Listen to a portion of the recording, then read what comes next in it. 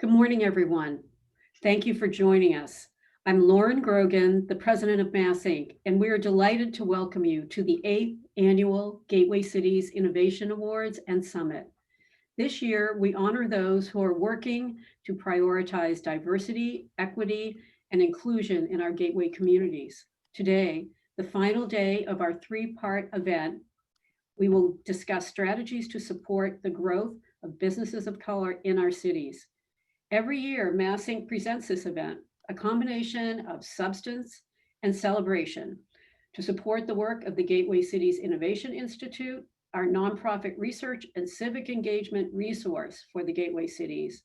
The event and the work of the Institute are made possible by our generous sponsors, and I want to thank each of them. In our Gateway Cities Champion Circle, Eastern Bank, Blue Cross Blue Shield, and the Barr Foundation, you prioritize diversity, equity, and inclusion in your organizations and in your philanthropy. You are always there as champions for the Gateway Cities. Thank you for your extraordinary, generous support. Our Gateway Cities community partners, Enterprise Bank and Mass Development. You are ever present in the Gateway Cities and true partners to our communities and their diverse residents. Thank you so much for your generous support. And our Gateway City sustainers, Blue Hub Capital, Goldman Sachs 10,000 Small Businesses, Harbor One Bank, Keolis, Massachusetts Community Colleges, Massachusetts Smart Growth Capital, the Nellie Mae Education Foundation, the Theodore Edson Parker Foundation, and Tufts Health Plan. Your missions align perfectly to sustain our communities. We thank you for your support and your commitment to DEI. Now, it's my pleasure to introduce today's moderator, Mass Inc.'s Transit-Oriented Development Fellow, Dr. Tracy Corley. Tracy has transformed the conversation around transportation in Massachusetts, bringing her expertise in economic development, business, labor markets, architecture, law, and public policy to the table. Tracy has also founded and led 2 small businesses. Wow. I cannot imagine a better person to lead our conversation today. Thank you so much, Tracy. Thank you for that gracious introduction, Lauren. Before we begin, I want to remind our audience that this event is being recorded. The recording and slides will be available after the event. And for a program of this morning's event, our team has dropped a link in the chat window. Now, I'm excited to welcome all of you to our 3rd and final session of the Gateway Cities Innovation Institute Awards and Summit, and to talk about a subject that is so critical to the health and well-being of our communities, small businesses. We have a truly excellent lineup of guest speakers and awardees for you today, and I can't wait to introduce you to each of them. Small business is an important topic in any circumstance, but in the midst of a devastating pandemic, the decisions we as nonprofits, policymakers, funders, and community members make to support small businesses of color today will have ripple effects far into the future. And as our keynote, Sophie TM will tell you, one of the most important decisions we can make today is to listen to those in our small business ecosystems who have been impacted by the pandemic. Now, it is formally my pleasure to introduce Sophie TM, Diversity and Inclusion and Leadership Program Specialist at Enterprise Bank. In her role, Sophie is currently overseeing employee engagement activities, including employee resource groups such as the Multicultural Alliance, Working Parents Resource Group, Veterans Resource Group, and the newly formed Inclusion Council. In addition to her work with Enterprise Bank, Sophie is currently a trustee for the Theodore Edson Parker Foundation, which provides funding for nonprofits that serve Lowell residents. She is also a co-founding member and co-chair of the Diversity, Equity, and Inclusion, or DEI, Consortium of Lowell, whose stated goal is to dismantle racism, amplify unheard voices, and lead impactful action for a just and equitable Lowell. Sophie, thank you for joining us today. Please take it away. Thank you. Thank you, everyone, for joining us. And thank you to Mass Inc. for inviting me to share my thoughts about how municipalities can support businesses owned by people of color. I would like to start by asking everyone to imagine what a truly diverse, equitable, and inclusive community could look like if we fully and genuinely supported diverse businesses. Please close your eyes and imagine what you think that truly vibrant community could look like. Think of the types of shops and buildings that exist. Think of the aesthetics that result from having a salad bowl of cultures. Think of the people who come and go to frequent these businesses. Imagine the benefits of having these successful businesses in your city or town. Now you can slowly open your eyes. For the record, I prefer salad bowl over melting pot because in a salad, we maintain our beautiful heritages, tastes, and textures. In a melting pot, well, all our beautiful customs and traditions are melted down into one gooey slop. Mass Inc. shared a slide with me containing data on small business owners of color in gateway cities. Lowell, for example, 50% are residents of color. 39% of all business owners are people of color, and out of all business owners with employees, business owners of color with employees make up just 14%. What does this data mean? It could mean several things depending on your point of view. To me, I came up with 3 plausible options. Business owners of color are superhuman. Business owners of color are super greedy and would prefer to work 24/7 and ruin their relationships and well-being rather than hire staff. Business owners of color cannot afford to have employees. I would choose number 3. Of all the business owners of color I know, or even before they became one, their aspiration to being an entrepreneur is that they want to be their own boss and to control their own destiny.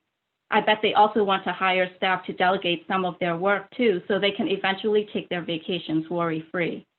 But I have seen and heard about many business owners of color working so hard just to feed themselves and their families. They cannot fathom hiring workers because if they are full-time employees, they will have to provide health insurance, workers' compensation if someone gets hurt on the job, and other types of insurances.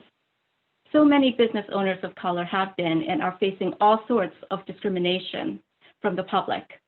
They are just a hole in the wall. We really need to get that type of description out of our vocabulary, as well as the term minority, because no one should be labeled as a less than, especially in cities where people of color make up half or more than half of the population. This is during normal times. Imagine the struggle they are going through during a pandemic. Did anyone reach out to them to see how they are faring? To check if they applied for the Paycheck Protection Program, especially when the program allowed for sole proprietors to apply? Did they know where there is a loan forgiveness option for the PPP? In April, I was reassigned to help process PPP loans for Enterprise Bank. About 60 of us were deployed to help. During the first round, I was a bit dismayed that there were mostly larger businesses and nonprofit customers who applied, but I would attribute that to the fact that the smaller businesses and organizations didn't have the resources such as CPAs to apply for them so quickly.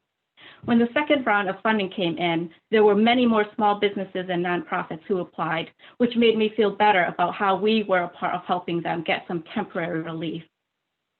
When there are other opportunities to assist them like this, please reach out to them. I do not know all the answers to the question, so what do all these business owners of color need?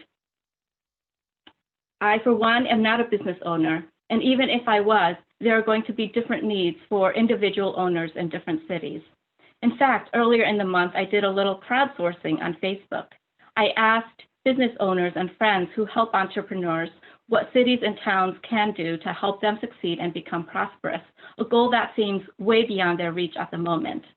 A longtime friend who used to own a convenience store and market who now operates a wine and liquor store out in Western Mass shared, "I have business leases called the triple net lease, which means the landlord wants their set profits from leasing the space, but they add the cost of property insurance, common area lighting costs, maintenance, snow removal, etc. The city or town can prohibit these kinds of leases. I had been paying business, personal, property taxes for years. I just learned last year when an auditor came to assess my personal property values, equipment like coolers, fixtures, Counters, computers, point-of-sale equipment are not taxable. These are not personal property. These items are required to run a business, but the cities and towns do not tell you. Just these two items can save a small business hundreds or even thousands of dollars every month. A friend who runs E4All shared with me that the two largest barriers for business owners of color are access to connections and access to capital. She shared that in the end, one of the biggest factors for business success is who they know. Their network can help with key relationships such as bookkeepers, bankers, lawyers. They also need to connect with mentors to help them with what they don't know, and connection to potential customers. These relationships can also help an entrepreneur access additional resources, especially technical assistance, workshops, training, chambers, expos, markets, etc. Access to capital. While there is a lot of capital, the biggest barrier for accessing it for business owners of color are they don't know about it, or two, they need support or additional items to apply for capital, such as a business plan, credibility. A colleague shared that a good friend is having trouble finding permanent space to grow her natural hair salon catering to people of color, even though there seems to be a lot of empty storefronts in our downtowns. Why is it that the majority of business owners of color can't seem to get in and stay in? I had a friend who worked hard to keep her boutique open in downtown Lowell, but after 6 years couldn't afford it anymore and so went to sublease a space with another business. She now is closing her physical shop completely and going online because she probably couldn't make the numbers work. These are good people who contribute to the community in so many ways, but cannot seem to break through that barrier as a business owner and is either constantly struggling or giving up altogether. So what can cities, towns, and institutions do to help business owners of color? One, every business owner is going to have unique circumstances depending on where they live and have their businesses. There is no magic book that will have solutions to all the challenges they may have. Cities and towns need to ask those businesses directly and come up with a plan together. Have continued conversations, whether it's a set of focus groups, roundtables, or one-on-one meetings. It's the first step to learning what types of barriers your diverse business owners may have. If you do not have an Office for Diversity, Equity, and Inclusion, or at least a DEI committee or commission, please consider starting one. And not only starting one, but place people of color with lived experiences on those committees and commissions. I'd like to share some takeaways that will spell out the word CARS with 3 A's because we're in Massachusetts. C is for compassion. Please, as you are interacting with business owners of color, be compassionate and think about the backgrounds and barriers that may contribute to their struggles. Being compassionate means to not only being kinder, but as a compassionate person, it's about being more eager to help others. It's the action that comes with after empathizing that counts. So C is for compassion. The first A is for authenticity. Authenticity is sometimes an overused word in the learning and leadership development world, but it is so important when you are trying to build true, genuine relationships with business owners of color. Be open and honest. Please don't beat around the bush. They will sense it right away. The second A is for acknowledgement. If you don't acknowledge that there are disparities and barriers to success for people of color, then whatever you try to do is going to mean nothing to them. The third A is accountability. Say what you are going to do and do what you say. Don't take all the credit for all the successes and do not place all the blame on others for all the mistakes and failures. We are all human and we are not perfect, but if we are accountable, then it makes up for the mistakes we have made or will make. R is for resolving together. Once you have heard and hopefully reflected about their struggles, please don't run off and draft your own set of resolutions without their input. Doing that would jeopardize any prior efforts, and the next time you try to organize a listening session, they most likely won't show up.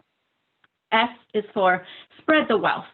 As you think about organizing events, meetings, employee gifts, or other types of activities that will require utilizing different vendors, please consider those vendors that are owned and run by people of color.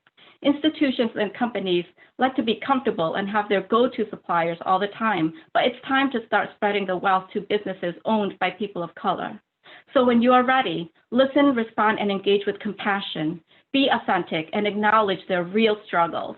Be accountable and resolve together. Spread the wealth to help business owners of color become successful and prosper so that they will continue to contribute to the vibrant communities that are more often than not being marketed by those cities and towns that they belong to. Since this is the last of the 3 sessions, I wanted to share one final thought. Racial inequity is a systemic and structural problem that has caused hardships for people of color for centuries. From Dr. Martin Luther King Jr. in his I Have a Dream speech from 1963, this excerpt is most memorable for me. In a sense, we've come to our nation's capital to cash a check. When the architects of our republic wrote the magnificent words of the Constitution and the Declaration of Independence, they were signing a promissory note to which every American was to fall heir. This note was a promise that all men, yes, Black men as well as white men, would be guaranteed the unalienable rights to life, liberty, and the pursuit of happiness. It is obvious today that America has defaulted on this promissory note insofar as her citizens of color are concerned. Instead of honoring this sacred obligation, America has given the Negro people a bad check, a check which has come back marked insufficient funds. In 2020, his words still ring true because the systemic racism and inequality that started since the founding of the United States of America is still impacting the lives of people today. A case in point is the police brutality Dr. King mentioned 57 years ago. In my opinion, systemic and structural solutions will need to come first from individual communities who can make change from the micro level. In addition, hopefully our communities will band together to share best practices and policies to create a ripple effect and impact change on the macro level.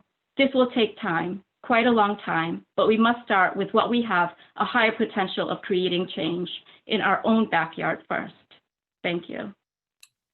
Thank you so much, Sophie. That was a very thoughtful and passionate presentation and a perfect segue into the conversation we're going to have later on and also into our champions and awardees today. Thank you. So now it is my pleasure to present the Gateway Cities Champion Award.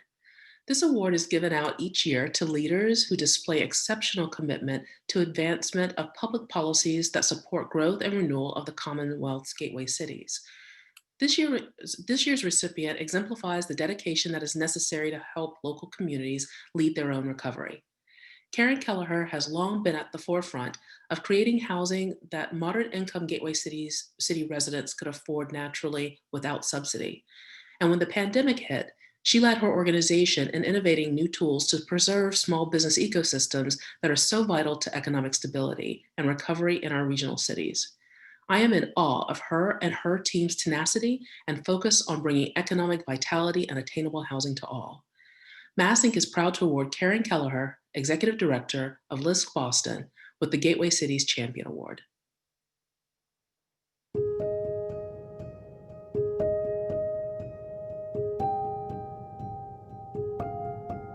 Karen is a creative practitioner who is always thinking outside the box about how to solve problems and move forward and get things done.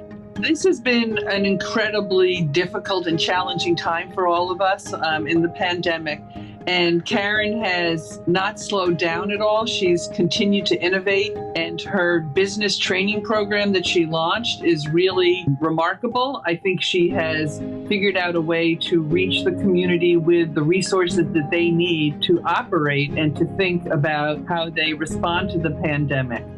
She always finds a way to link people together and to give them the opportunity to share their differences and to find common ground. As soon as this award is given, we're going to be saying, what's next, Karen? Where do we go from here? How do we get even more done? Because Karen sees it, and we know that there is so much more to do to help communities to be strong and sustainable and resilient.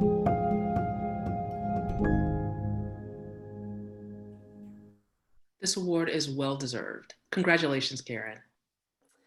Wow, thank you, Tracy, and thank you, Barbara. Barbara texted me a few minutes ago to say, I can't get into this morning's event. I had no idea how important it was that you get in, Barbara. So thank you. I hope you are in and can hear me now. And I thank you. I'm moved and humbled by those words, but I can only accept this recognition if you'll allow me to accept it on behalf of the army of people who have done the actual work you described, Tracy and Barbara.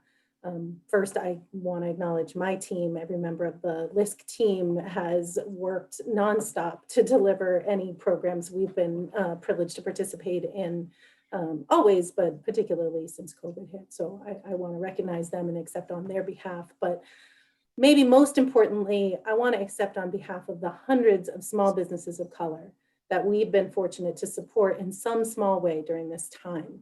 This includes the 150 businesses we've supported with recovery grants, the 47 businesses who've developed a strategy for surviving COVID in our Beyond 6 Feet Apart accelerator, which Barbara mentioned, and the over 900 businesses of color who reached out for help accessing forgivable loans through the PPP program.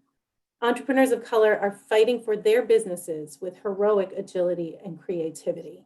In doing so, they are defending the vitality of their neighborhoods and the jobs of their neighbors. They're keeping open the spaces where we connect and get a bite or a haircut and come together as community. They're keeping the engine of our economy running, and they're leading the way out of this crisis toward a more inclusive and equitable economy. And they need us, all of us, to have their back.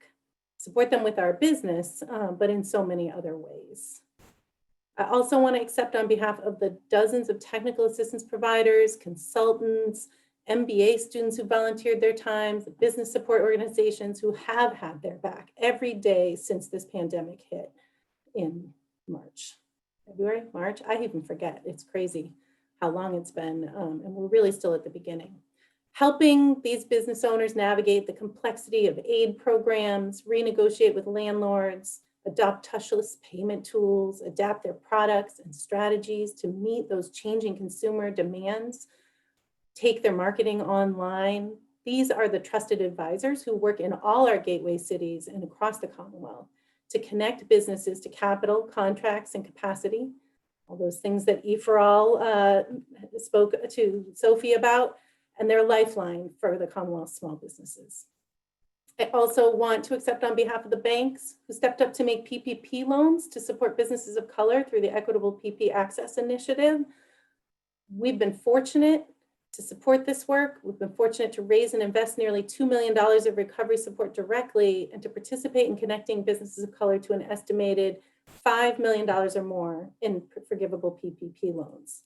None of this happens without funding partners who share our passion for supporting businesses of color. I offer congratulations today to the advocates and practitioners, MassInc included, who literally championed the need to provide more support more quickly to these businesses.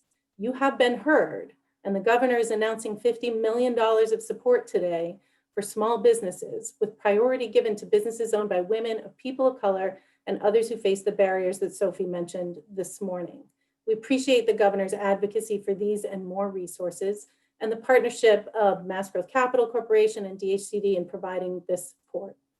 And finally, I want to invite you to join all of the above champions and today's innovators who you're about to hear from, who are all coming together in coalition and collaborating to envision a more equitable Massachusetts economy and working together to build a more powerful ecosystem to support the stabilization and growth of businesses of color and to proactively build a more equitable and inclusive economy powered by business leaders of color. Thank you so much for this recognition and the opportunity to be with you today. Thank you so much, Karen. So now, before I introduce our two Gateway Cities innovators and their case studies, I want to take a moment to frame the challenge before us. Earlier this year, the MassInc polling group released the results of a survey of small business owners in Massachusetts. As many of you may know, the data painted a very devastating picture. At the time of the poll, just 1 in 3 small businesses reported being fully open. 64% of small businesses reported drops of 25% or more in their revenues for the first half of 2020. Nearly half of small businesses said they have laid off or furloughed employees, and businesses owned by women and people of color were hit particularly hard and reported greater financial losses. This paints a damning picture for small business ecosystems across Massachusetts, but as small businesses in gateway cities are more likely to be smaller and owned by people of color, there is cause for additional alarm and urgent response. Small businesses, especially ones run by entrepreneurs of color, lack access to equity and debt financing. Historically, banks and financial institutions have intentionally excluded these entrepreneurs, frequently leaving them to start their businesses with personal savings, borrowing from friends and family, or by mortgaging their homes. This is why it is so critical for local leaders to take proactive measures to support small businesses of color and to help institutions meet them where they are. Our first Gateway Cities innovator, Dugan Sherwood, President and CEO of the Greater Haverhill Chamber of Commerce, knows this well because he's been doing exactly that over the past 3 years. By listening closely to the pulse of Haverhill, Dugan has forged vital new strategic partnerships with businesses, nonprofit organizations, government agencies, and other allies in the Merrimack Valley and across the Commonwealth.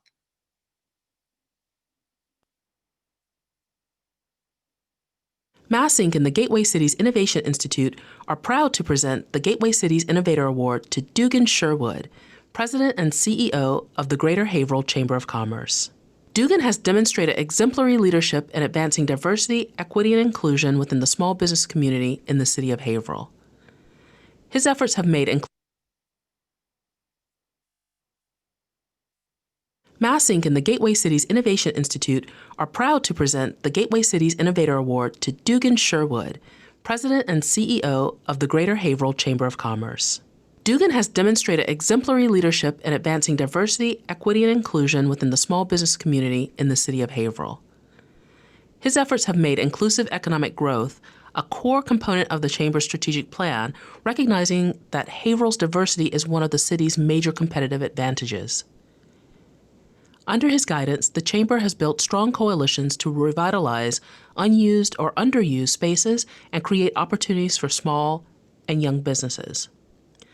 I've seen firsthand how his leadership has brought together stakeholders to confront transportation inequities, racial disparities, and environmental injustices. Through targeted outreach and strong partnerships, and some very impressive creativity, his leadership has united the different people and parts of Haverhill under a common goal: supporting small businesses. Congratulations, Dugan. Tracy, thank you so much. And thank you, Juana, and everybody else at Mass Inc. You guys do incredible work. The timing of this recognition is really meaningful to us in Haverhill, as I'm sure it is for just shining a light on the work that's happening in a number of gateway cities. So thank you all for what you're doing. It really is an honor to be part of this today. And I just want to make just a quick comment from what we're seeing in Haverhill, and I know that it's germane across most gateway cities as it is across most of the country and probably most of the world. There are economic inequalities that were glaring before this pandemic. The economic and health impacts of COVID-19 have hit communities of color and immigrant communities disproportionately harder than the rest of the region. The rate of positive COVID-19 cases among Black and Latino residents is 3 times as high as the rate among white residents. Unemployment, which is something that as a Chamber of Commerce we watch closely, has hit community of colors harder too. For example, thanks to those of you at Mass Inc., you recently reported 20% of Latino residents are out of work. Food security rates among Latino and Black residents are 26% and 24% compared to 13% for white residents. What this looks like in Haverhill are cars around 2 or 3 city blocks now and food pantries 4 or 5 days a week. Thousands of laid off and hourly workers lost during the shutdown, particularly immigrant families and others not able to access unemployment insurance or stimulus funding. And so I just wanted to say that I think that this pandemic is teaching us something very powerful about our communities and about what we need to be thinking about as we not only try to solve some of the urgent short-term problems, but how we can think about emerging from this as a wiser and a better planned and programmed communities to avoid some of these glaring problems that are occurring right now in the pandemic so that we can grow in the future. So with that though, I want to talk about in thinking about a case study for this presentation, and I'm going to move my screen here to, here we go. Sorry, excuse me, here we go. I wanted to introduce myself. My name is Dugan Sherwood. I'm the president of the Greater Haverhill Chamber of Commerce. And I'm going to try to distill about 2.5 years of work into the next 10 minutes. So let me give you all just a little bit of context for who we are and who I am and how we got here. I joined the chamber in July of 2018, and I've never worked for a chamber of commerce before, and I'm not from Haverhill. But like everybody else, I've had a really hard time processing the cultural rift, I'd call it, that's affected us nationally for many years. And it's feel like it's been getting worse and worse. And I, like many people, don't know what I didn't know what I could do about it. And so, and I know I'm not unique, but I thought about this and decided if things were going to get fixed at the national level, if they were not going to get fixed at the national level, then perhaps I could find some understanding of our world better at a local level. And once I came to that conclusion, I felt inspired, and I happened to live near Haverhill, so that's where I set my sights. Haverhill was ideal for me in many ways. It's a complex city that's underperforming. It's a microcosm of larger markets, underperforming, that have struggled to adapt over time. And nationally, that chasm has grown between those with money and those without money, and it's only getting wider. I've also experienced personally that change actually can occur at a local level. And for those of you who are listening in, who have worked in different cities across the country, you perhaps are inspired, like I've been, in no small way, by working in some of these larger cities that are a little bit bigger than Haverhill, that have some of these problems and challenges that we face in gateway cities. I've had the honor to work in cities like St. Louis, Missouri, Providence, Rhode Island, Philadelphia, Pennsylvania, Miami, Florida. And I was born in Rochester, New York. There's a pattern among so many of these small post-industrial cities. And what was interesting to me is that I lived between Haverhill and Newburyport. And with all due respect to my friends on the coast, I had no interest in moving my career to Newburyport. Before I talk about my job as the president of Haverhill, let me add one additional layer of context to this conversation. I've never worked for a chamber, and I actually don't know anybody. I didn't know anybody in Haverhill. I personally found what they do to be quite antiquated in a number of ways.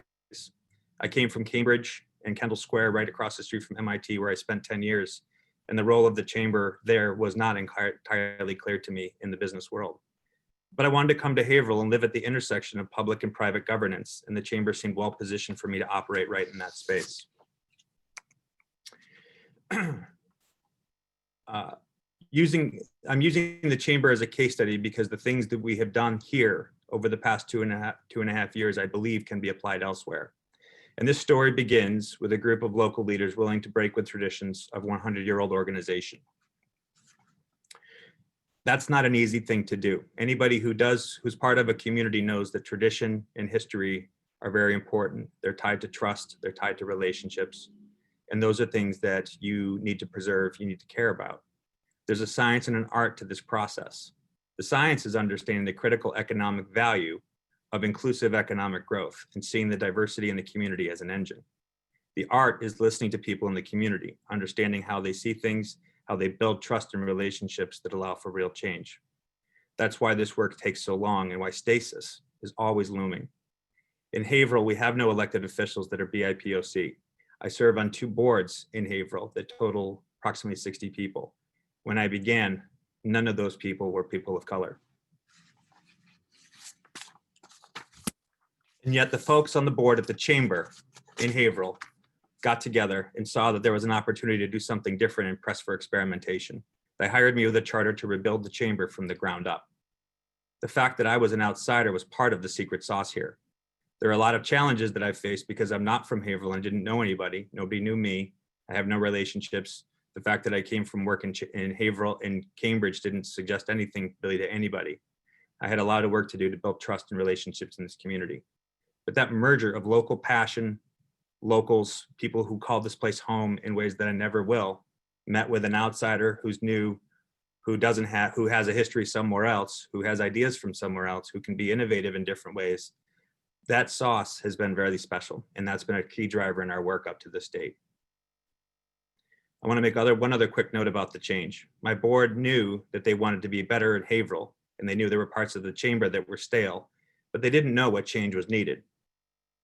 I didn't either, to be honest. Personally, I say this in a Zoom call surrounded by friends.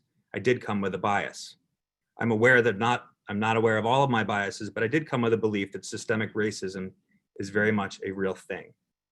I'd like to recognize my friends again at Mass Inc. and Juana and Tracy in particular for all they've done to help me really understand and codify some of these beliefs that I held personally. The data that they've created shows that economic strength of a diverse and inclusive community in business allows the chamber to talk about this without making this sound political. And that was something that's very important to me. I didn't want people to come in hearing me talk about inclusion and diversity and assume that I'm just ripped from some national headline.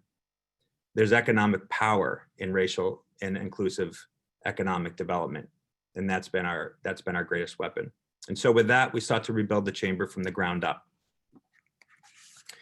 I share this picture here because this is not of our Chamber of Commerce, but it's probably what a lot of you think about as a Chamber of Commerce. It's a lovely event, good people wearing name badges, and in a big hotel room, learning, connecting with each other. These are the very traditional things that a chamber does, and they're important. But this is what, for the most part, a lot of our gateway city chambers do look like, and they do not represent the community it serves. In Haverhill, we're 30% Latino. And so the fact that we had no governance that included the people of color, as a white man, it took me a while to understand this. But imagine if you're a person of color, whether or not you feel welcome in this room. So with that, this gave us a chance to ask us some basic questions about our Chamber of Commerce. Are chambers of commerce still relevant? Should we exist? Should they have hired Dugan just to tightly wrap up a 132-year-old organization? Or should we, and if not, if we should fight to stay alive, then what are we here for? To follow the lead of thinkers like Simon Sinek, we've just tried to codify our why, really try to define what our belief statement is. And we were sincere about this. There are too many nonprofits in most cities, and from my experience in working over the past 25 years. Cannibalization occurs. It's a legitimate question for us to ask if the chamber is better off with one less organization hosting a golf tournament or trying to get funding from local organizations that are already oversubscribed. So we set out to rebuild the chamber based on these new set of beliefs using data mined largely from our friends at Mass Inc. as our North Star, and focus on the economic advantages of inclusive economic development. We create a strategic plan, develop new branding, and form new alliances that would help us with this charter. What we ended up with was two basic statements for what we believe. And this took us about 6 months to actually come up with these simple concepts. Is that inclusive development is key to 21st century growth, and Haverhill has all of the resources necessary for it to compete at a national level. So that is how we set up to do our work. A couple things have happened over the past couple of years that have changed how we're doing our work. And I want to point to one in particular, and that's this past year. Two significant events have shifted how we've done our work at the chamber. The pandemic actually allowed us to put in action some very specific value to the local business community in ways that I'm not sure a Chamber of Commerce has done in the past or what we would have been able to do without the pandemic.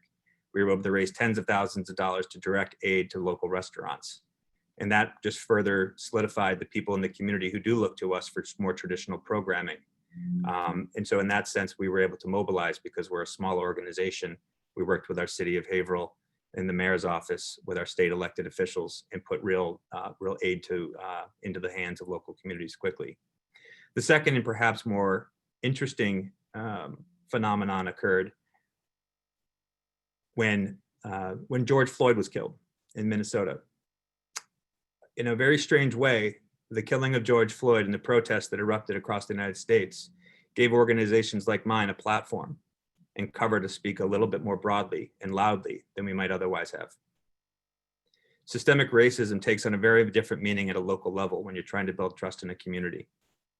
And when you're trying to say things the right way and say them meaningfully, you mean to understand who you're talking to and where they are. This allowed us to act with a greater sense of urgency. This allowed us to speak truth as we understood it. And so the movement that occurred in the United States, that occurred in Haverhill, that was led by youth in Haverhill and people of color, allowed us to act on our strategic plan in ways that we otherwise could not have. And I'm very grateful for that.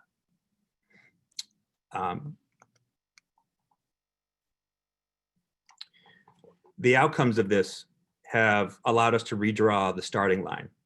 The strategic planning process that we created has rebranded the Chamber as an organization serving its members in a larger community that's become increasingly diverse. Our board leadership is now on its way to representing the true demographics of our city. I do believe that our city leaders will follow in that trend come the next election. These relationships that we have now in the community have allowed us to make room for each other. There are examples I think we probably all have in our community this past year when in the situation of George Floyd, where people were challenged to speak publicly.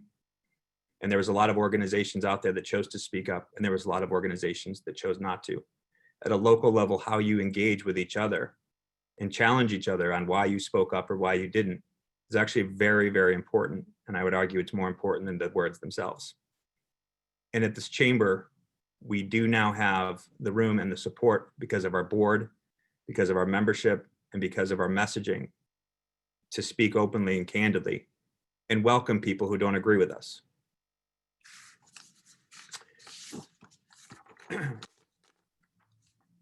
One of the main things that I have drawn from my experience in Haverhill over the past 2.5 years is that this work could not have been done without the convergence of locals and outsiders working together.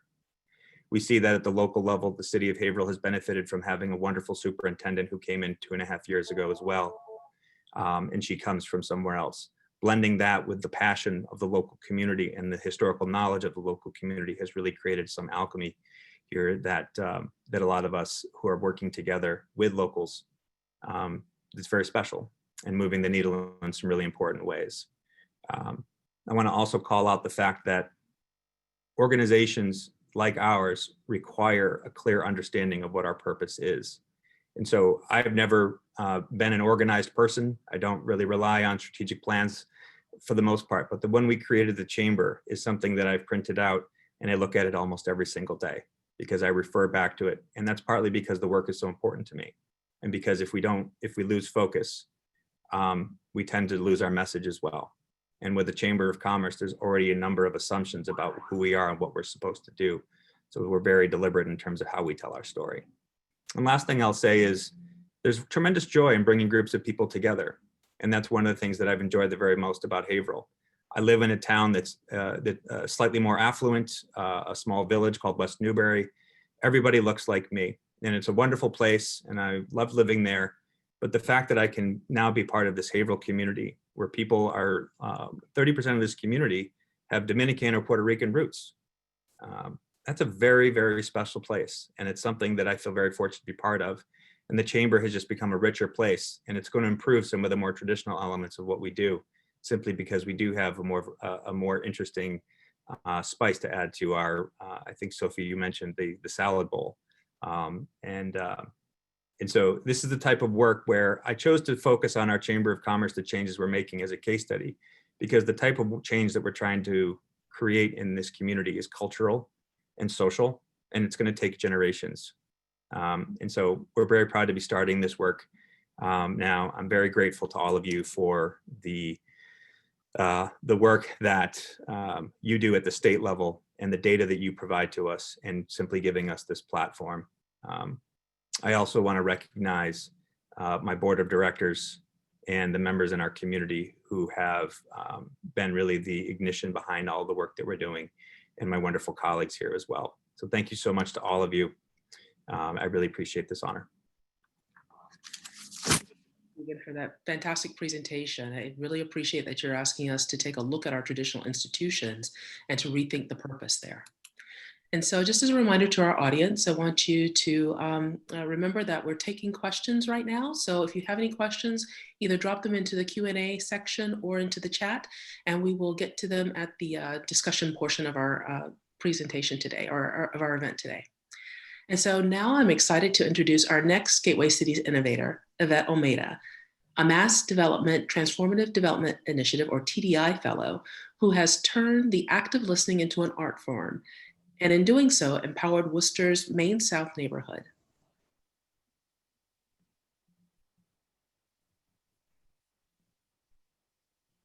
one of Mass Development's Transformative Development Initiative Fellows, Yvette Almeida has made her mark on the Worcester small business community. She has been integral to the growth of Worcester's Main South neighborhood. By engaging local businesses and property owners, Yvette has organized a business association and developed strategic plans for activating vacant sites. Stakeholders in the Main South District have described how her efforts have reinvigorated collaboration and offered pathways to ownership that they could not have imagined before her involvement. We also want to recognize her incredible efforts during COVID-19. Since the pandemic began, Yvette has worked closely with the small businesses of Main South, many of them businesses of color, to help them access state and federal relief funds and keep their businesses afloat. For this work, Mass Inc. is proud to present Yvette Almeida with the Gateway Cities Innovator Award. Congratulations, Yvette. Thank you, Tracy, for the nice introduction. I really appreciate it. And I want to start, first of all, with some grateful thoughts. I want to thank first, based on my faith to God to be here. I want to thank to Mass Inc. for the incredible support to putting this case study together. And also, I want to just give you a big shout to my biggest team. I'm a very fan from Mass Development staff, and especially my TDI team, who are being very supportive of the work that I do, but even to put this case and demonstrated, the great work that it's happened in our gateway cities. As many of we know that mostly of our gateway city, if not all, are multi-ethnic, and we know that ethnic diversity can enrich any kind of society, and it's making more attractive and competitive. So as my friend Karen was saying, I would take this award on behalf of the small businesses from the Main South who allow me to work with them, who believe in me when I start this job, and who has been very supportive of my job and make this association happen. So I'm truly humble and honored to receive the Mass Inc. Gateway City Innovation Award this year, among other outstanding leaders contribute to the creating an inclusive local economy in this year. I cannot emphasize more that it's so essential, and I'm so glad to hear all my colleagues talking about how essential it is to continue to find the new ways to help minority businesses to access capital and resources to promote that equitable and inclusive business development as we want. So as Mass Development, Transformative Development TDI Fellow in the Main South neighborhood, I am like the extra person. I just added that capacity to work with the wonderful TDI and stakeholders in the Main South to make a lot of changes in our community. So let me begin to share my presentation. Sorry. I apologize. It was just, so thank you, and I'm sorry, be with me. I have it open, and yes, okay.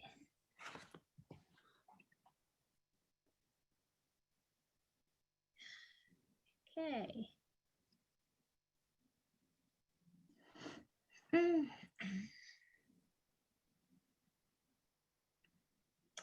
All right.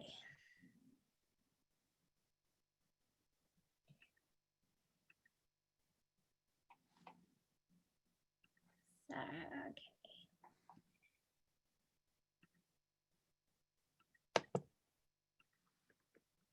All right. Sorry about that. That's all right. I just have it open. So again, I just very humble to share this first slide. This is actually a picture with few of the small businesses as you see it. And as I said, I can emphasize more the great job that TDI program has done in our gateway cities. And I just want to present first, for those who are not familiar, about the mass development. So as we know, mass development is a finance development agency work who work with businesses, nonprofit, banks, community to actually stimulate the economy across all the Commonwealth. But I want to talk about the Mass Development Transformative Initiative Program, which is we know as a TDI, and is a program that for Gateway City designers to accelerate that economic growth within focus district. The program works with a cross sector of partnership to engage community members in an actionable planning and implement local economic development initiative and spur further public and private investment. And I have been proud to work with local partners to engage these local businesses. Property owners organize this business association and develop a strategy reuse plans for vacant sites to help Main South become a walkable and vibrant neighborhood. That's the whole thing.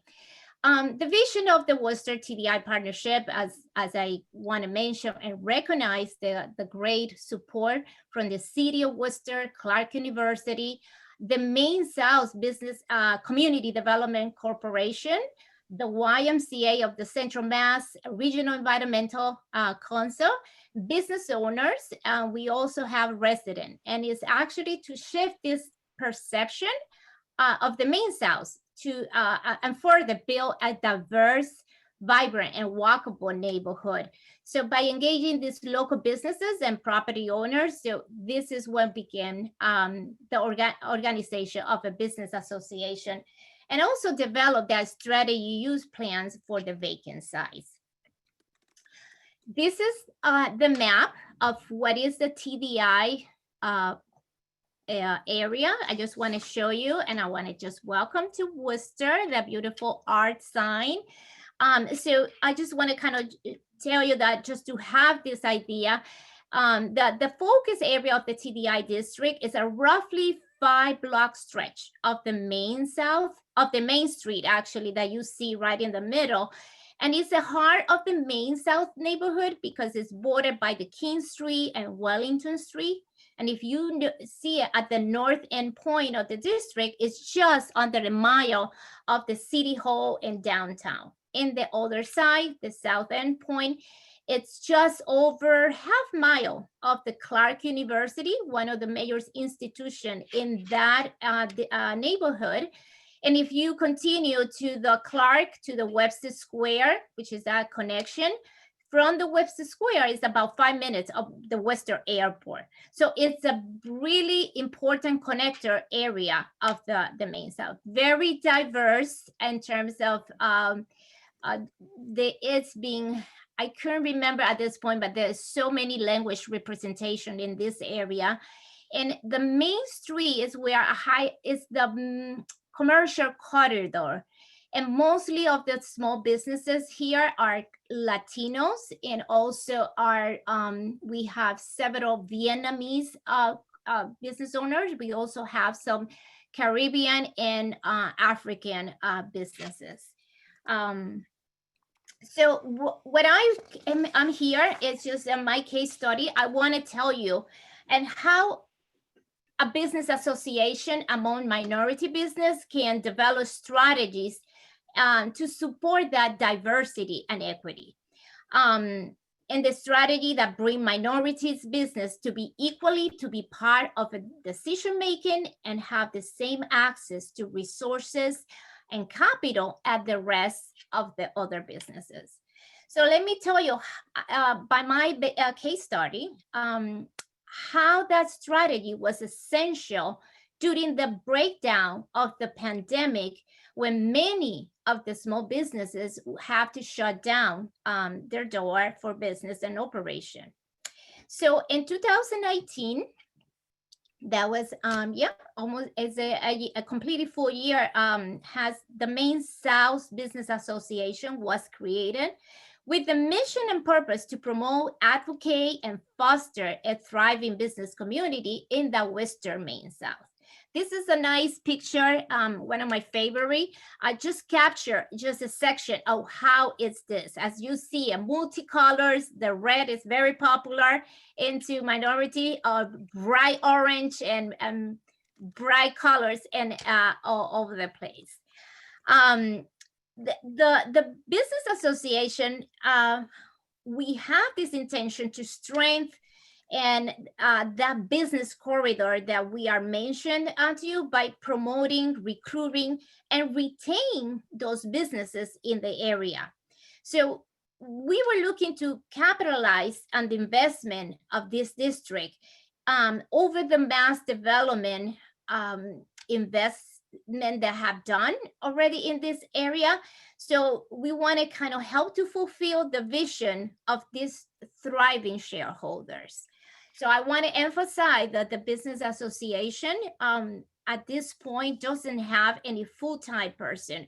So I am, as a fellow, allow me, thanks through this venue from Mass Development, the TDI program, to be in the ground, to be face-to-face and working with these small businesses on a daily basis. So I just want to emphasize that the great job of other fellows in TDI who have to work in the ground and a day by day and working directly with the small businesses. So the Main South is about 87 small businesses, as I mentioned, that diversity. And one of the ways that I introduce myself, not just only to start with a meeting, however, one of the main focus was to walking around day by day, sitting at their different restaurants, using their service. I always make this as a kind of fun, but it's a real story.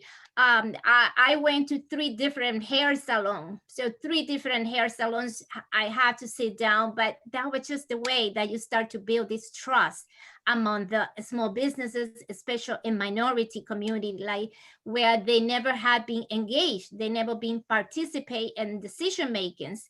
So you need to start it with that kind of light introduction in terms of let you know who you are, but you need to participate with them, sitting at the table with them, and have some just regular conversation about their families and things that in the typical day.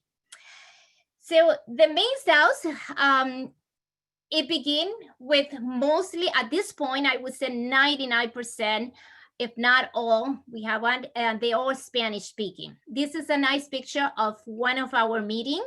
We, at this point, currently, we met every month.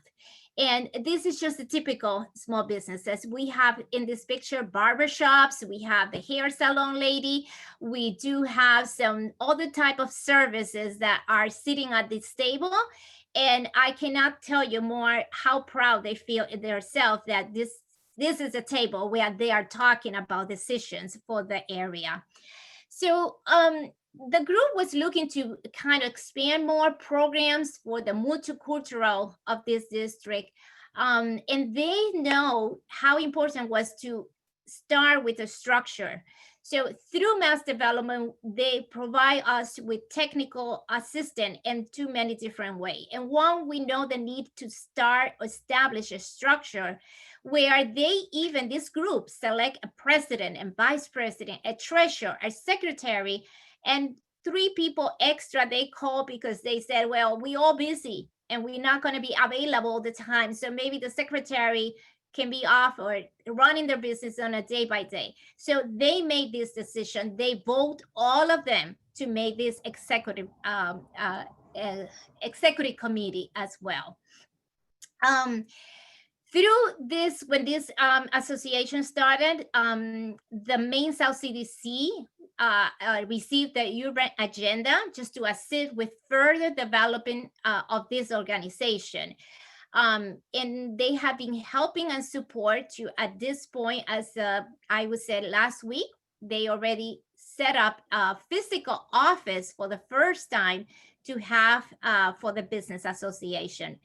Another area that I want to emphasize that the members start to actually became to donate, to invest in the organization by setting some boundaries to to put a membership due, because they understand the necessary of them, no matter that they are not, making a huge revenue capital in their business, but they know how important it is to start from the beginning, and it was for them to contribute to the association. So overall, just want to kind of give you that this Main South Business Association, it actually is a network for all these local businesses who are now collaborating together to strengthen each of their businesses. They improve now through events, activities, and art display to bring more positive and attention to the district. I'm sorry, I went. This is just a kind of capture a picture of the distribution of the Main South Business Association. As you know, we have one clothing store, we have few food markets, we have several restaurants, all mostly at this point they are all Spanish food, and we have one African. We have a lot of business with the auto, and this means like repair auto, sales auto. We have the beauty component, which is that include the hair salons and also include the barber shops. And we have services. We do have services in terms of shipping to Caribbean. We have somebody that do taxes and actually working and helping to fill immigration paper. It's not a law office. It's just somebody that it's kind of have the small steps to access to fill paper for the immigration.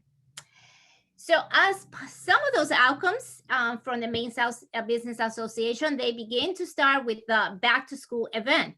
So that was my conversation. There was not, what I noticed at the beginning, there was no much connection between the neighbors and the business owners. So we began this discussion of the importance to start to giving back to the community. So I kind of, my conversation was create social responsibilities for our neighborhood, for our community. So the back to school event was a very successful, was the first time that I put all these business owners together working.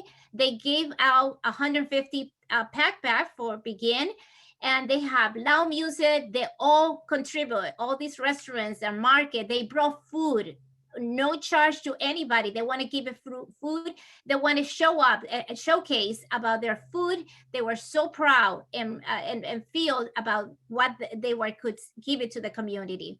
So that was the first engagement, motivation to get involved with the community. The second one was that Feliz Navidad sign, as you see at the bottom, that was made by them. They just want, this is a vacant space that has been vacant for many years, but we kind of build this good relation with a property owner who's also joined the TDI partnership and allow us to use the space for make that display. It's bigger than you see there.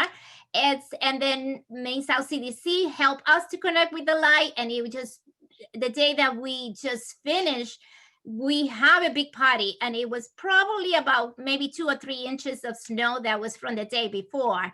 But as a team, they all clean up, and we have, a lot of music, the light, and it was so, the pride of this group was so engaged that people around the street were stopping to take pictures at the sign.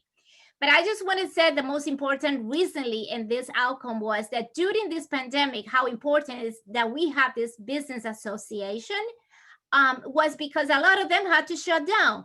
But no matter about this limitation, some of them said, we need to do something for the community. There's other people worse than us. So they start to put, let's going to do some lunches and food for the first responder. And that's the picture you see at the front and the top. That's what we did. We said, okay, so I was just saying, okay, so once you start to empower and start to release power to minority, they are really going and scale to the top. and they are a passion to do what they do. So we went to fire station, we went to the family health centers in that community, and they provide these sandwiches and all the food that was made by them.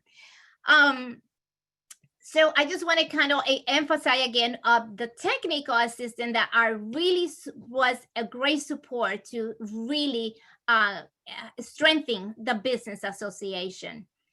And I just want to kind of going more to conclude with my lesson learned. So when you started to engage minority business who never has been organized before, who didn't even know what was to belong to association, how important was to start it to help them to develop a branding and a logo. So the logo that you see at the top, Main South MSBA, that was created by one of them, but it was a conversation. So they choose this among of them. They choose this logo. Once the logo was there, it just started to create a branding, and they feel like they were belong to something. They were part of this organization.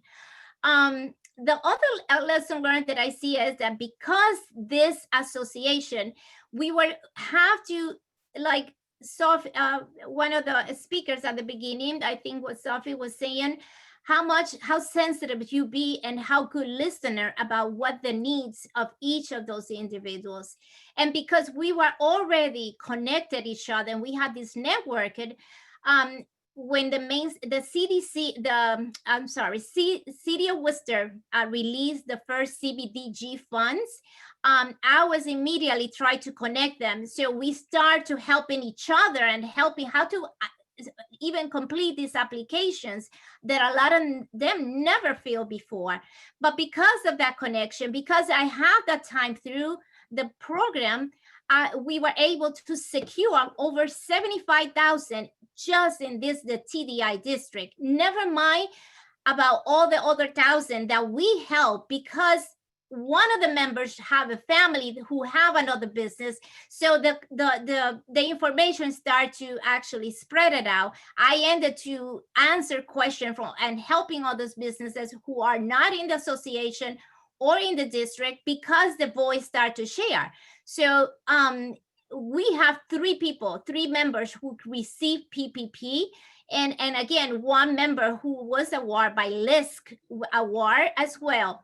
So again, TDI local is a grant that has been released to support and stabilize those businesses. So again, helping them to, get access equitable and teaching them how to complete this application.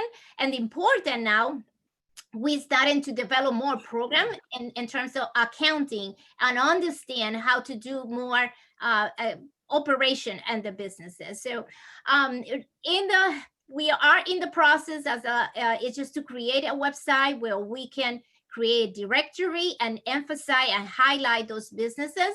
And the most important that I kind of learned too, is just foster this teamwork. And that's what my reason of my picture. When we did one of the first event, I noticed immediately in this picture, the support each other. One person finished their tent, so came back to the second tent to help each other. And that team mentality, it helped during this pandemic to, again, who didn't now have access to this award, who did help with this application. So even not myself, but I start to see that team mentality start to create that someone offer help. And finally, I wish that I could have a specific recipe of how do you create a business association in a minority business and engage and release this power.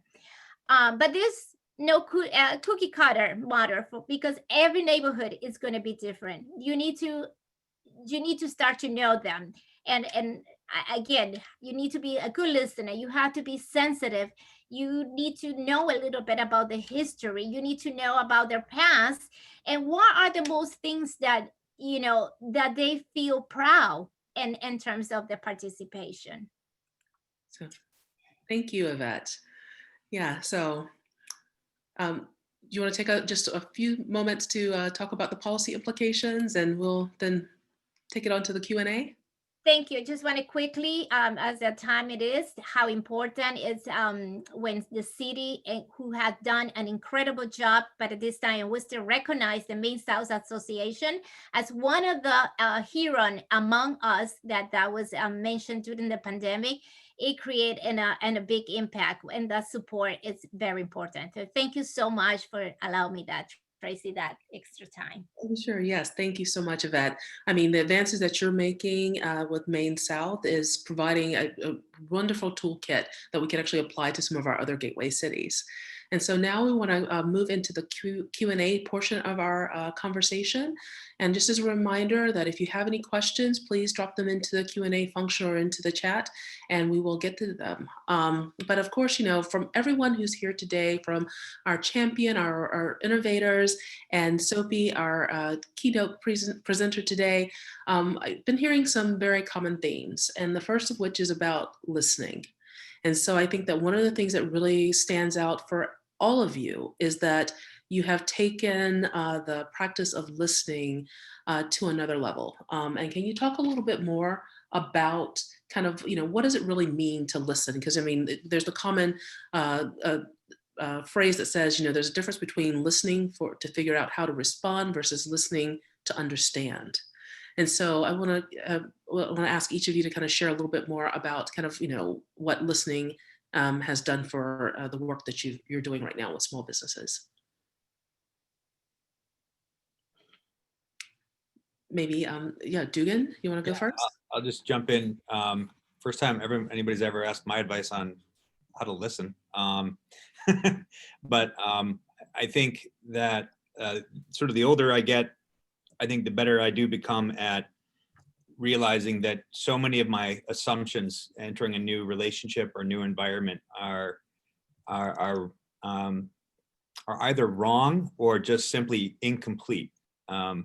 And so it was at this stage in my career, it was sort of intuitive for me to know that I had certain assumptions about what Haverhill would be like and what this community would be like. But I certainly also respected how much I didn't know. And so listening, talking to people, I spent most of my first year in Haverhill, not in the office. And fortunately, I have a wonderful team that can sort of keep the ship afloat. But my goal was to really learn by talking to as many different people as possible. And then they just each contribute a note to the overall piece that sort of I'm creating to sort of form my own understanding of what this city's all about and what part I can play in it.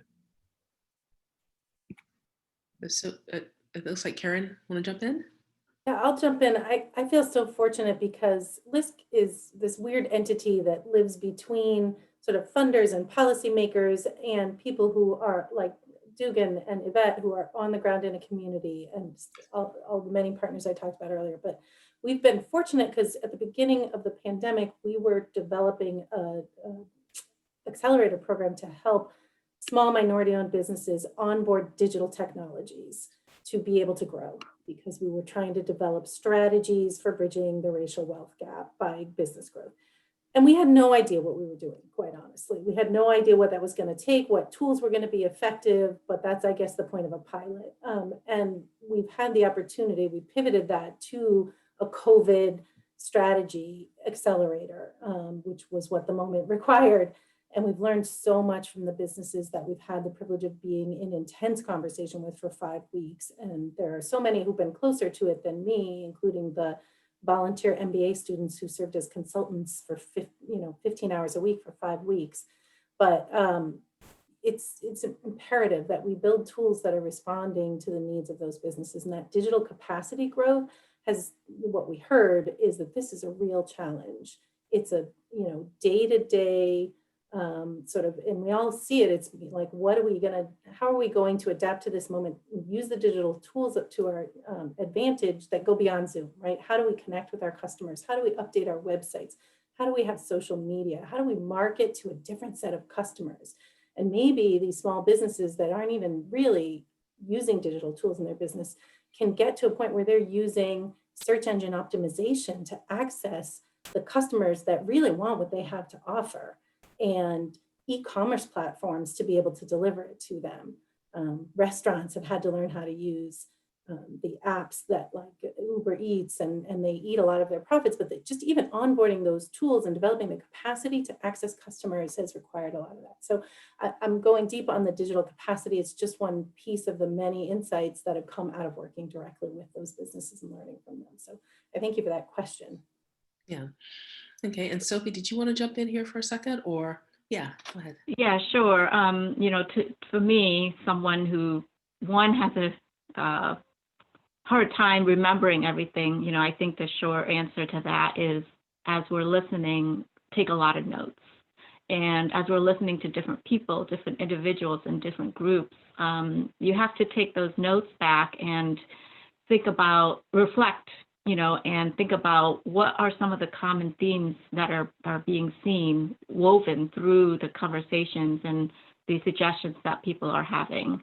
I think a lot of times, when people listen, they immediately jump in, and try to interrupt or try to, hey, why can't we do this, or why don't we do this, or try this? But we have to really, take some time to reflect, and because sometimes there's different meanings behind what people are actually saying too, right? Especially on the spot, not everybody is good at speaking, right on the spot. So you have to really take back and reflect, and see some of the themes, and then you have to bring everybody back to the table again, and see, hey, these are some of the common things that we've seen, and, what are some of the things that we want to tackle first, second, third, fourth, fifth? Does everybody agree? I think people tend, like I said, in my talk there, that people tend to just listen. They then go off and create their own list of solutions, and and assume that everybody's going to be okay, but everyone's not going to be okay because that's not actually listening. And that's a great point, and kind of leads us to the second theme that I think kind of really came out in all of your presentations and keynote, is about power. Whether that's addressing power from an institutional level, from 130-something-year-old organization, or power in organizing and getting people together, building networks, building strength of connections, or that be through capital, as you mentioned, Sophie, in your keynote. I think it was about connections and capital, of capital, about money, of providing access to resources. What advice would you give to the audience about ways to kind of confront some of the structures of power and the disempowerment that has been kind of, endemic in some of the racial structures that have that drive some of the challenges that small minority-owned businesses face today? I just want to kind of Go get ahead. into that. It's one of my favorite things. I think it's even myself, when I came to Massachusetts for the coming from Puerto Rico, I just come to different institutions where they offer a lot of help and support, and that is great. You appreciate it. But I appreciate most the people that took me under the wings and give me power to really make decisions, and said it's okay to, here's resources, you can go back to school, you can build a good resume, this is the way. And when you release this power, it's just take it off and you can continue. But it's about not just about providing help, it's just about releasing power and let them to make decisions and be part of that. Yeah. Sophie, did you want to jump in on that, or? Oh, sorry, you didn't. Yes, I would. Yeah, sure. I would agree, with that unfortunately, a lot of policies, a lot of decision making is still being done by white people. And, if people realize that that's a problem, I think that people need to take a step back.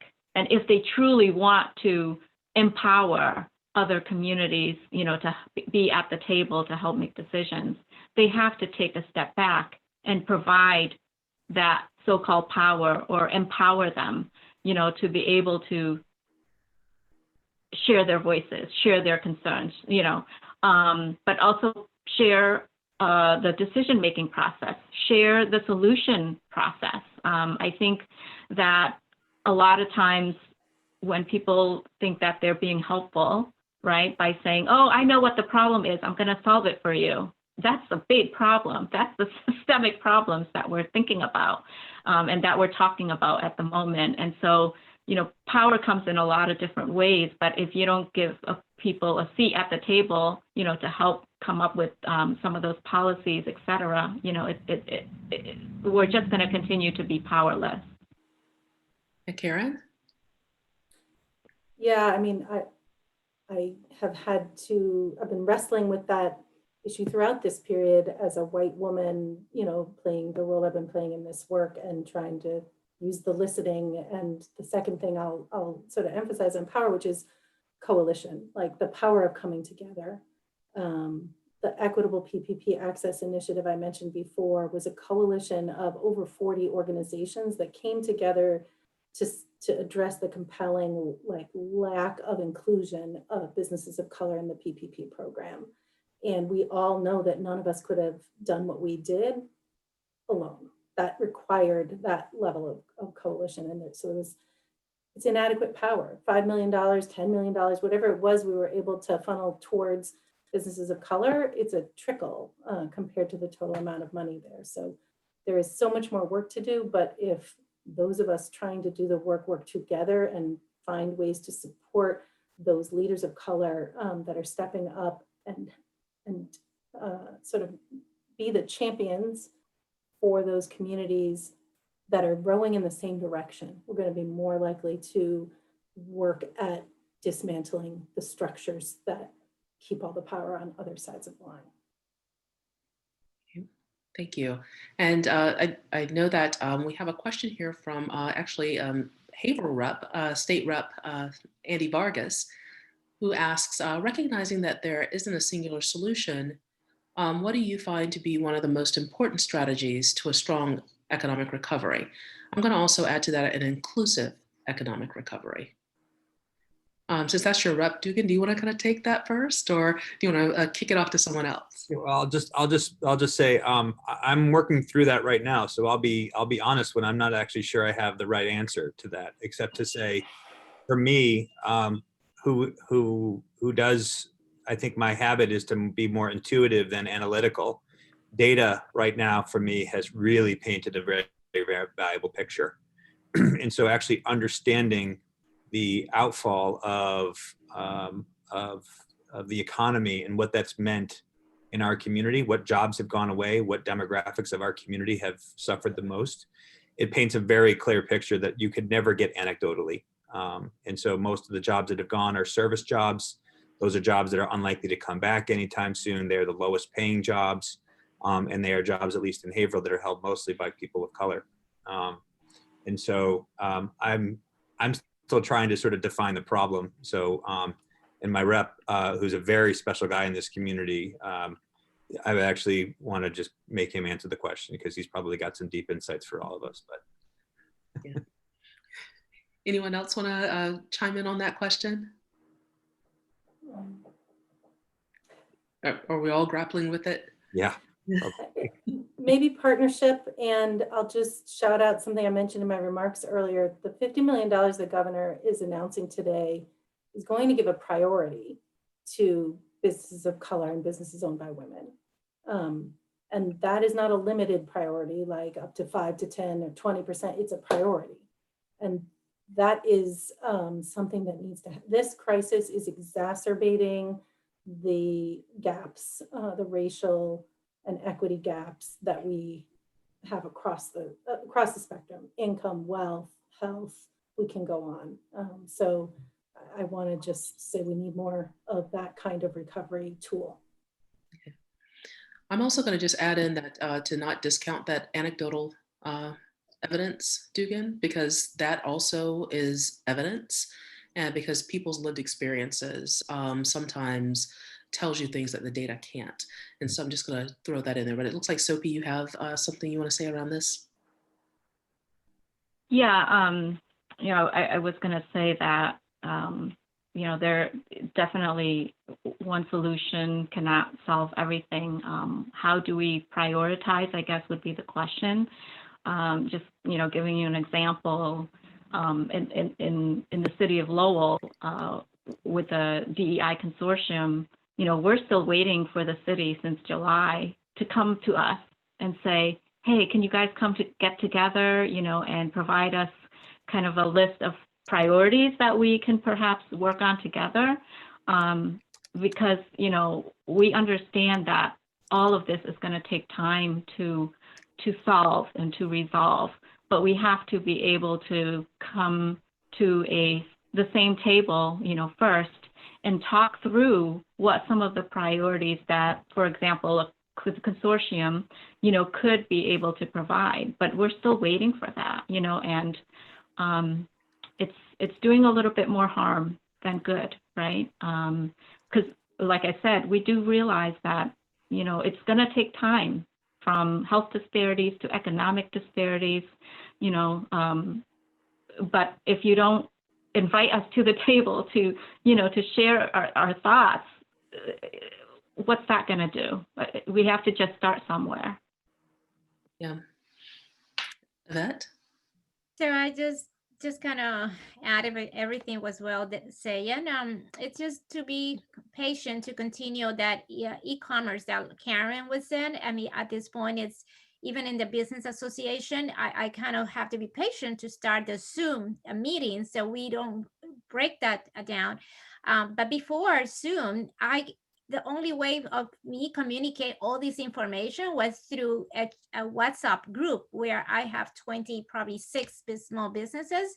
And that was just the tool that worked for them at the beginning. But right now we need to kind of help and educate them to do that transition to get into the e-commerce and prepare more, because it's just about bringing the tools and helping them to there. Excellent. Well, I think we're about out of time. I want to thank all of our wonderful guests for their participation and insights today. Our keynote Sophie Tiem, our Gateway Cities champion, Karen Kelleher, and of course, our Gateway Cities innovators, Dugan Sherwood and Yvette Almeida. I also want to thank our audience for being here with us as we discuss this important and urgent topic. We're not done yet. This is the start of a broader conversation, so stay tuned. I also want to give a profound thank you to all of our sponsors for their commitment to diversity, equity, and inclusion, and for making today's program possible. I also want to remind everyone that a recording of this event and the presentation slides will be available at the Mass Inc. site shortly after the event. Thank you again. I hope that today's session has only reaffirmed in you all that together we can advance an agenda and build structures that reflect our communities and speak to the collective interest and socioeconomic well-being of all. And thank you again for being here, and until next time.